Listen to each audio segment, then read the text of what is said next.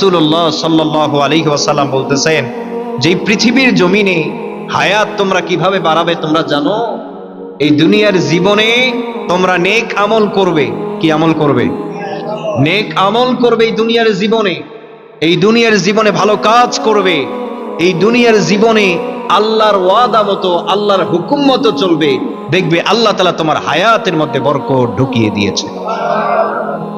কিন্তু তুমি এই দুনিয়ার জীবনে অসামাজিক কার্যকলাপ করবে, অশ্লীল কার্যকলাপ করবে, আল্লাহর বিধানের বাহিরে চলবে, আল্লাহ যেগুলো নিষেধ করেছে, যেগুলো হারাম করেছে, ওগুলো তুমি নিজেকে হালাল মনে করে চলছো।